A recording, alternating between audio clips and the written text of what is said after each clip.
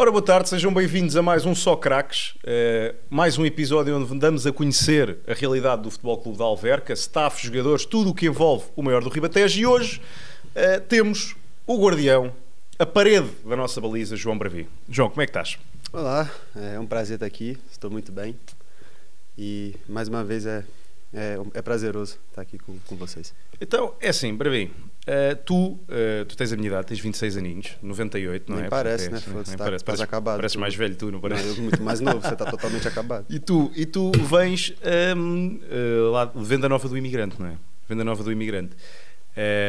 Para quem não sabe, é uma cidade que, na altura em que a escravidão foi abolida, vieram para lá uma carrada de italianos e por isso é que tu provavelmente tens também, és parte italiano. Você fez dever de casa, né? Eu faço sempre. Então, mas explica-me lá como é que é viver em Venda Nova do Imigrante. Cara, é uma cidade muito peculiar porque onde você olha você vê italiano. É uma cidade de descendentes, como você disse, de um povo que saiu daqui na época da escravidão, na época de guerra. E foi para lá em busca de uma vida melhor e fizeram lá colônia. E Venda Nova é uma dessas cidades. Então a nossa cidade lá é muito disso, né? Tem muito da cultura italiana. Meus bisavós vieram da Itália. Uhum. Todos da minha família têm descendência de italiano, seja por parte da minha mãe, seja por parte do meu pai.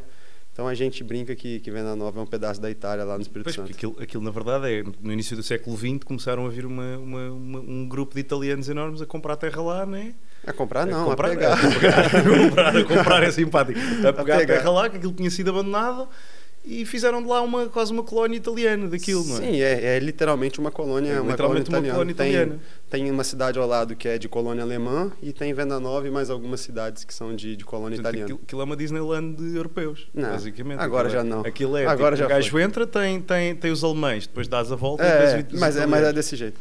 Então, é por aí. E depois tu no futebol tu vais parar vais parar ao Cruzeiro, não é? Portanto, são gajos para andar de carro, são 7 horas de carro, não é perto. São 450 e alguns quilómetros. É pouca coisa. Então, mas como é que uma pessoa de Venda Nova do Imigrante foi parar? Cara, sinceramente lá no Espírito Santo, no nosso estado, não tem nenhuma equipe de futebol que é muito forte. Então, geralmente, os jogadores, os jovens, vão para o Rio de Janeiro, Belo Horizonte, São Paulo, que são as capitais mais próximas que têm times de destaque. E eu, inclusive, antes de ir para o Cruzeiro, eu joguei no América Mineiro. Meu primeiro clube de base foi o América Mineiro. E fui para lá com 13 anos de idade, se eu não me engano, 13 para 14 anos. Tive lá 1 ano e meio, foi bem, as coisas correram bem, tive algum destaque. E quando a gente faz no Sub-15 uma competição que era uma Copa do Brasil, um Campeonato Brasileiro, digamos assim, na época chamava BH Cup, eu faço bons jogos, tenho destaque, acho que eu sou o melhor guarda-redes da competição e eu tive a proposta de ir para o Cruzeiro. Foi aí que eu fui para o Cruzeiro, com 16 anos. Portanto, tu aos 16 anos, tu aos 13 anos, quando tu vais quando tu sais de Venda Nova do Imigrante, já com 13 anos. Portanto, sim. Pronto, isto cheira há quanto tempo da tua casa, falando assim? Mas o América Mineiro também fica em Belo Horizonte. Os dois times são em Minas Gerais. Mas lá está, portanto, tu já fazes a viagem de 400 e tal quilómetros. Sim. Portanto, tu aos 13 anos já tiveste de crescer, já tiveste de ser menino crescido para ir Eu falo que desde os 14 anos eu que me viro sozinho. E como é que foi? Eu sempre tive minha família, lógico, sempre foi minha base, meus pais sempre me apoiaram em tudo, mas eu fui obrigado a crescer muito cedo. E sempre foi uma coisa que tu eras mais novo, tu já sabias que querias estar na bola, não querias? Sim, eu acho que quando a gente já nasce com esse propósito, né? No início eu ficava naquela de ir morar fora de casa. Os primeiros meses foi muito complicado, foram difíceis. Os primeiros meses não, os primeiros anos.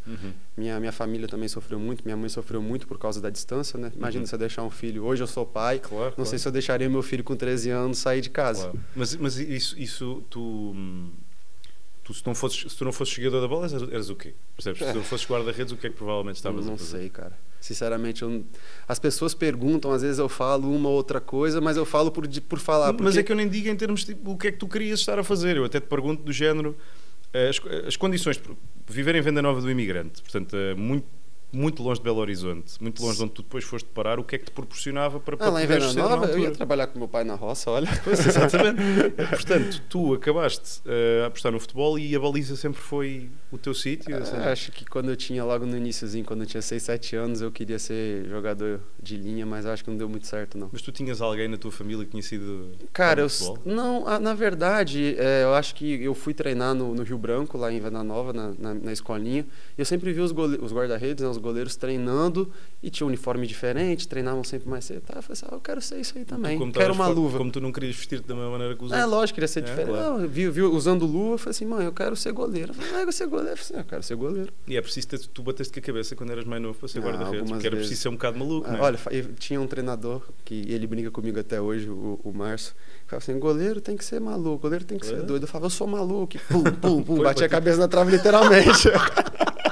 E isso com que idade? Sei lá, 10, 11 anos. Então, mas então, lá está, confirmas, é preciso ser um bocado doido da cabeça para ser guarda-redes. Não é preciso ser um bocado doido, mas você tem que... Não pode ter medo das coisas. Não, lá está, mas estás a atirar-te para todo o lado que existe. Ainda por cima, tu não te podes preocupar em rebentar com os teus colegas de equipa, até, por exemplo, num canto, numa bola parada, tens de ir para cima da malta, não interessa quem é que está no caminho. Pá, um gajo não tem de ter ali uma certa pancada, não é só se desligar, olha, só ir e depois ver o que dá. Mas se caís e bates com a cabeça, também adormeces. Desliga, né? Depois você acorda e já está tudo bom. Então, claro, é preciso ter uma pancada, confirma-se. E depois tu vais para o Santos. Vou para o Santos. Portanto, mais uma mudança que não é propriamente... Não é ali ao lado, não é? Então... Aí ficou muito mais longe. De Santos até Venda Nova dá 1.000 e tal quilômetros. Aí só 14, 15 horas de viagem. E como é que foi essa mudança de dinâmica? Porque assim, se a dinâmica já era difícil até a nível de conciliação familiar, sim, etc., como é que foi? Cara, eu sinceramente eu era acostumado a ir para casa quando eu morava em Belo Horizonte. Pelo menos uma vez no mês eu conseguia um final de semana ir para casa ver minha família. Quando eu mudo para Santos, não, as coisas já começam a ficar mais difíceis. Eu ia de 4 a 5 meses que eu não tinha como ir para minha casa, né? Quando tinha uma folga de 3, 4 dias e conseguia uma passagem aérea, eu ia. Mas ficou muito mais complicado, sim. Como é que era a vida no Santos, comparativamente ao... Aliás, até te pergunto, porquê é que foste para o Santos? Eu fui para o Santos porque eu já não tinha muitas perspectivas lá no Cruzeiro. Tinha muitos jogadores com a minha idade e tal. E no Santos foi uma oportunidade que eu tive para poder crescer, uma oportunidade de crescimento que eu vi com bons olhos. E eu acho que foi uma decisão, hoje eu sei que foi uma decisão correta de se fazer. Tu até andando um bocado, tu conheceste algumas personalidades no Cruzeiro que hoje em dia trabalhas com elas e lembras-te, não é? Portanto, não. Portanto, essa passagem pelo Cruzeiro também não foi em vão mesmo, não tem sim, claro. Conheci muitas pessoas da estrutura. O próprio Ornelas já veio aqui e já falou. Exatamente. O Ornelas ele foi meu team manager no América Mineiro também. Tens.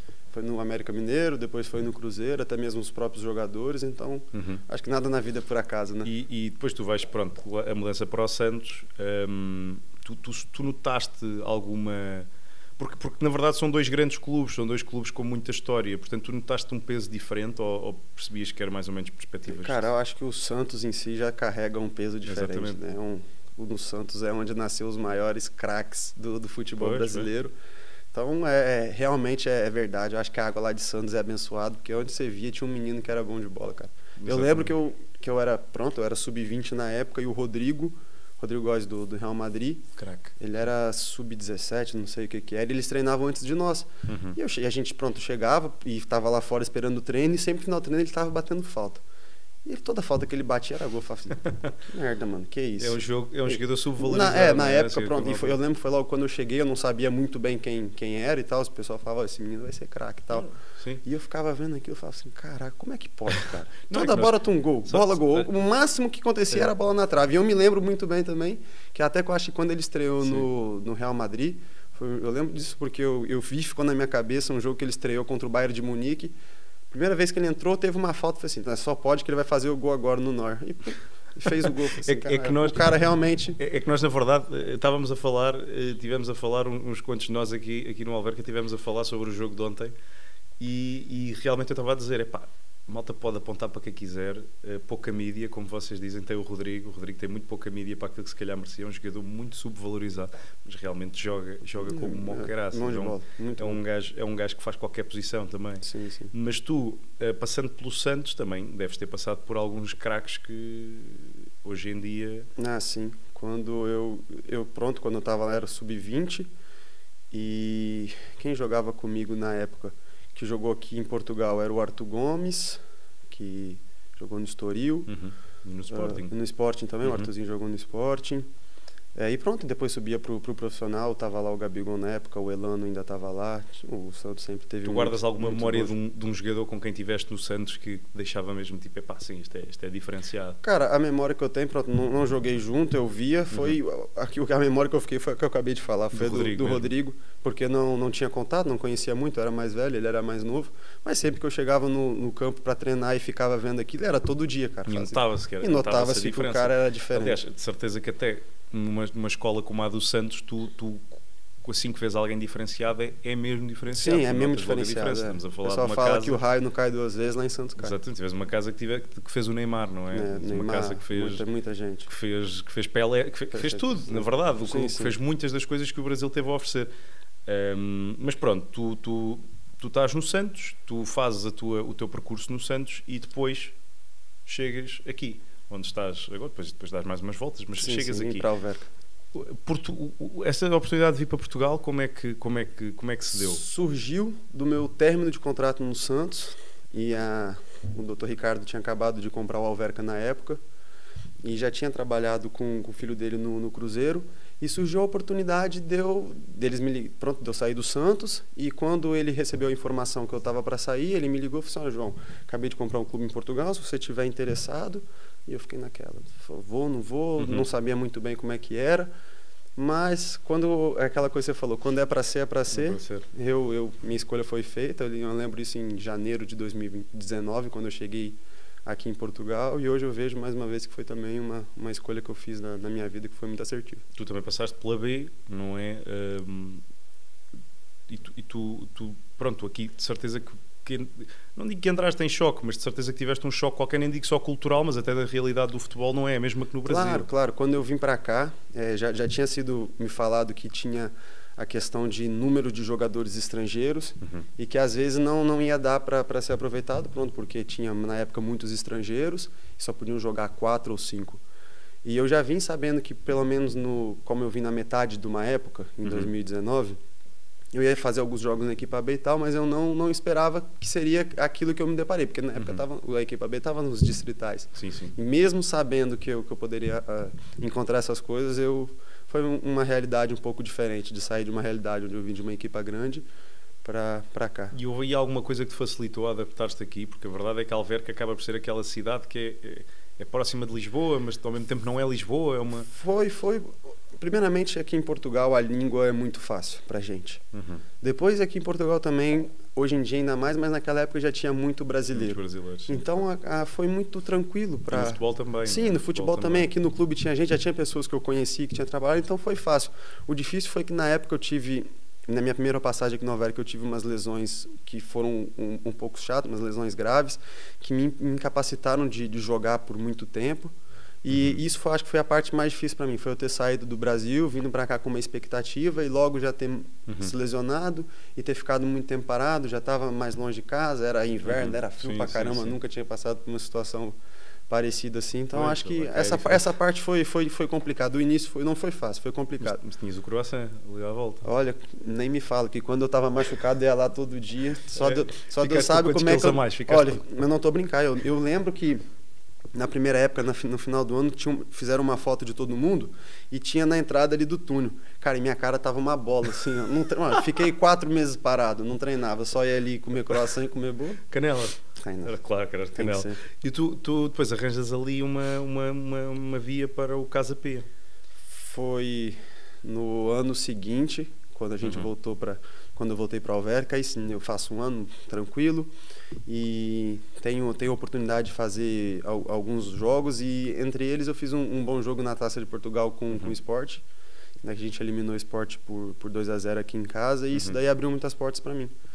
Foi quando, na época seguinte, eu tive a oportunidade de ir pro Casa Pia. Casa Pia. E essa experiência de Casa Pia? Cara, eu acho que o Casa Pia foi um clube ali que me moldou muito e me ajudou muito no que eu sou hoje. Eu não tive muitas oportunidades em quesito de números, mas tive muitas oportunidades em quesito de qualidade. Não, até porque quem guarda-redes é um bocado diferente. Exatamente. Não é uma posição... Primeiro, não é uma posição em que se lesionem muito. E depois também não é uma posição em que se troca de jogo para jogo. Não há propriamente... O guarda-redes tende a ser o guarda-redes. E eu sabia que lá, toda oportunidade que eu tinha era uma oportunidade de ouro. E eu sempre segui por essa aí. Toda oportunidade que eu tinha de fazer jogos, seja na segunda liga ou seja depois na primeira liga, eu tentava fazer com a maior qualidade possível, e isso sempre foi me ajudando. E guardas alguma memória do Casa Pia, assim, uma coisa qualquer em concreto? O Casa Pia eu tenho muitas boas memórias, que a gente tinha um grupo lá muito, muito bom, cara. Tenho memórias principalmente de quando nós subimos da segunda para a primeira liga. Tenho memórias muito boas. Tu já és apesar de só teres 26 anos, já és um rapaz com algum andamento a nível de troféus aqui em Portugal. Portanto, tu já tens uma terceira, uma Liga 3, e também tens uma segunda Liga. Achas que essa realidade te ajuda assim a um bocado a ser um líder, mas aumenta-te o teu know-how, o teu conhecimento de como ser um líder de balneário, ou assim, uma pessoa vocal e uma pessoa também que ajuda os mais novos e os outros? Achas que esse troféu te dá assim alguma moral? Cara, eu acho que o que me faz de mim é mesmo minha personalidade, que eu sempre fui muito assim, eu sempre fui muito de falar. Eu sempre tive para mim que uma técnica que eu tenho desde novo é que para eu me manter concentrado, seja jogando, seja treinando, eu preciso estar falando. Se eu tiver muito calado, muito coisa, eu não tenho uma concentração muito boa. Então vai muito por aí. Eu sou uma pessoa que me expresso muito, que falo muito. Eu acho que vai mais por aí do que pela questão mesmo de troféus. Porque, querendo ou não, no nosso balneário tem muita gente que já ganhou muita coisa. Sim, também. É verdade. E tu também finges atropelar os jogadores, ou é só a mim que tu me fazes isso? Não, o Sema também. O Sema também. Então também fazes isso ao Sema. Mas isso é porquê? Porque ele é venezuelano? Não, é porque ele vem e eu vou também. E tu vem 2 comboios. Não consigo evitar. Vem 2 comboios, eu brinco com ele, tem até uma foto, foi minha estreia na segunda liga, eu tava no Casa Pia, ele no Arouca. Então uma bola cruzada na área, e ele vem correndo, e eu falei, eu primeiro cheguei na bola primeiro, ele vem contra mim, eu vou contra ele. Isso também já aconteceu, Aí aconteceu agora há pouco tempo no Portimonense. Não, mas eu até estava a falar de carro. Ele tá jurado. Mas eu até estava a falar de carro, porque tu um gajo está ali a passar em baixo e tu começas a buzinar e fiz quase a duração e fazes isso com o gajo da malta, é só comigo, é só para me chatear, é só para me chatear a cabeça, né? É só para ver quem é que envelhece mais depressa de nós os dois. E tu no Casa Pia partilhaste balneário com malta que hoje em dia, e até posso destacar o nome, o Jota Silva, malta que hoje em dia está noutros patamares do futebol. Malta, um gajo como o Jota, tu já dirias na altura que ia ser mesmo, cara, muito diferenciado? O Jota é um grande amigo meu, eu gosto muito dele. Quando ele chegou no Casa Pia, não dava para apontar e falava que esse cara ia ser o craque que ele é hoje em dia. Se você olhava para ele, você via que o profissionalismo, a entrega e a vontade que ele tinha era fora do comum. Poucos jogadores que eu já vi na situação dele, porque ele não chegou numa situação, acho que muito boa lá no Casa Pia. No início ele não jogava muito e tal, e sempre que ele tinha oportunidade de entrar, ele entrava e dava a vida como se fosse o último jogo da vida dele. E é o que diferencia ele de muitos jogadores, essa raça, essa vontade. Na verdade é o que ajudou no Vitória, não é? Porque sim, também é um clube que pega um bocado nessa cultura. E também ninguém dava por ele, até se calhar à última ou penúltima época dele. Começaram a perceber o que é que ele tinha a dar. Não, ele é um jogador fora do comum. A raça e a vontade que ele tem faz ele sobressair da qualidade de muitos outros jogadores. Mas o que também deve ter ajudado tu partilhares o balneário com malta, com essa ética de trabalho, também te ajudou a ti, não? Claro. Porque é assim, tu és um rapaz, pronto, passou pelo Cruzeiro, passou pelo Santos, chega a Alverca, vai para o Casa Pia, agora estás em Alverca outra vez. Tu agora, voltando à Alverca, o que é que tu sentiste que aprendeste de novo que te permite agora ser um guarda-redes? Por exemplo, tu agora ganhaste um guarda-redes do mês. Sim. E és titularíssimo. Eu pergunto o que é que tu achas que mudou em ti? Cara, eu acho que a vida vai batendo na gente, a gente vai aprendendo. Eu acho que eu já errei muito e já acertei muito também. Então essa mescla de errar e acertar faz você crescer. Você só não cresce se você não quiser. Exato. Então essa vivência que eu tive fora mesmo no Casa Pia, quando a gente sobe da segunda para a primeira liga, essa vivência que eu tive na primeira liga com jogadores da primeira liga, com jogadores de muita qualidade, faz você evoluir, cara. Então, assim, eu acho que eu saí um João com 21 anos aqui da Alverca, voltei com 25. E voltei balneário com outros guarda-redes. E voltei com muito mais cabeça e sabendo o que eu queria para minha vida do que quando eu saí da Alverca a primeira vez. Pois, e porque até como uma posição como a tua, a concentração ajuda, não é? Ah, claro. Porque se calhar às vezes vais passar muito tempo com a bola longe de ti e depois tens de estar focado quando vês, aliás, tu no jogo passado foste homem do jogo e fizeste duas defesas de salvar. Tu imaginaste tipo, a estar nessa situação e nesse papel quando se calhar há 5 anos, numa situação em que tu és se calhar a razão de uma equipa não ter tido um bom resultado, a razão, um guarda-redes do mês de uma liga profissional, tu imaginavas-te nesse ponto? Cara, eu acho que imaginar, a gente sempre imagina porque é o nosso sonho, né? Eu falo que sonhar é de graça, então a gente sempre pode sonhar, mas eu sabia que eu ia ter que trabalhar muito para poder conquistar essas pequenas coisas, né? E bater muito com a cabeça no poste. E bater muito com a cabeça no poste, um bocado mais maluco tomar muito chute na cara e para lidar com isto, uma pessoa tem de ficar. E agora o teu regresso ao Alverca foi um bocado esta coisa de voltar a casa ou porquê é que se deu? Cara, eu saí do Casa Pia, fui pro Santa Clara. Exato, porque eu sei que lá está, a primeira época de volta o Alverca foi do Santa Clara. Sim, eu estava no Santa Clara, fiz lá meia época e não tive também muitas oportunidades. E apareceu a oportunidade, cara, de voltar pro Alverca. Eu estava na primeira liga no Casa Pia, fui pro Santa Clara que estava na segunda liga, dei um passo atrás. E eu vi que esse cara eu tinha que dar mais um passo atrás para depois dar mais alguns à frente. E foi quando apareceu a oportunidade de vir pro Alverca. O Alverca na época passada, quando eu vim, não estava nem na fase classificatória, né, da Liga 3, ainda estava brigando para ir para a fase de campeão, senão ia ter que ficar na fase de subida. E foi aquela coisa, eu estava lá no Santa Clara, o Santa Clara já estava praticamente encaminhado para subir, para ser campeão, e foi abrir mão daquilo para vir pela incerteza, né? Mas eu falo que quando as coisas é para ser. Eu tive muito apoio da minha namorada também. Ela tinha acabado de descobrir que ela estava grávida. Eu ficava falando que exemplo e que legado um dia eu queria deixar para o meu filho. E era de sempre acreditar e correr atrás. Também querias que o teu filho tivesse os corações no moinho d'água. Quem sabe, né? Não podes deixá-lo fazer como tu fizeste, né? Não. Mas o próximo passo agora, por exemplo, com o teu filho, com o Miguel Vítor, ele já está com que idade? 8 meses. 8 meses. Vais já começá-lo a pô-lo numa baliza e está a bolas? Não, vai ser atacante, fazer gol. Vai ser atacante. Tu não queres que ele bata com a cabeça no poste? Ou vai estudar igual a mãe. Não, guarda-redes é muito sofrimento. Porque ele não quer, e depois exatamente, tu não o queres bater com a cabeça e atacar colegas de equipa. Se ele quiser, olha que ele vá. Mas se eu puder fazer uma forcinha para ele colocar a camisa nova nas costas e fazer gol, eu vou fazer. Sabes que às vezes é assim, às vezes há aquele mito de que os jogadores tendem a ser as posições dos pais e isso desaparece muitas vezes com as defesas. Por exemplo, o filho do Varela é a ponta de lança, mas com os guarda-redes, o filho de guarda-redes muitas vezes é guarda-redes também. Olha, se for também eu não vou reclamar, eu vou ficar feliz, sempre vou ter orgulho, mas é aquela coisa que eu falei, se eu fizer uma forcinha para ele ser ponta de lança, quem sabe. E agora tu vens para um Alverca que sobe da Liga 3 para a segunda Liga, estás numa boa senda, ou seja, o Alverca está a fazer uma ótima época, esta época.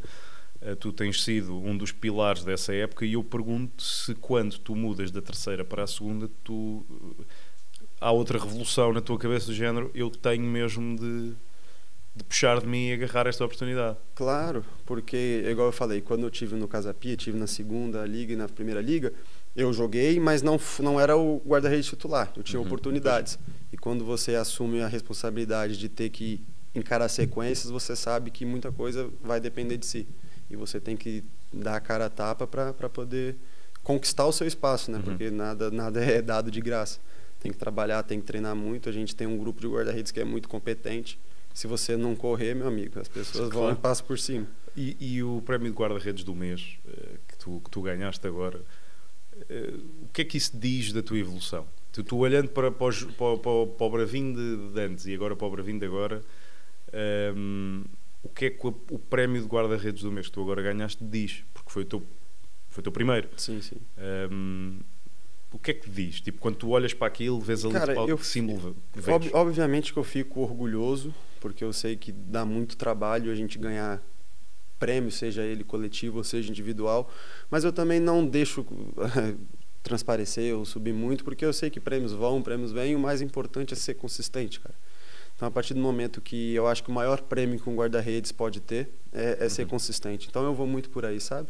É querer sempre fazer melhor a cada dia, e o que passou é tentar ser melhor na próxima, entende? Então, eu vou muito por essa, mas lógico que é um motivo de orgulho e de felicidade para mim. Você vê que o trabalho é reconhecido. E sentes que também o apoio de membros da equipa técnica, é o caso do Garcia, tu sentes ali ajuda diferenciada? Claro, o Mr. João Garcia dispensa comentários, é um grande formador de guarda-redes. Desde que ele chegou, eu tenho aprendido muito com ele. É um cara sensacional, tanto dentro de campo como fora de campo.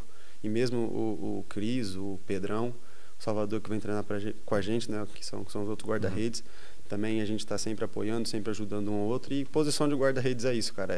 Tem que ter o apoio, tem que saber que quando é o seu momento, você tem que representar uma equipe que está ali treinando com você todos os dias, faça chuva, faça sol. Pois, e agora tem ajudado até... Lá está, toda a gente que intervém no Alverca tem sido razão, por menos ou por mais, para a época que se está a fazer.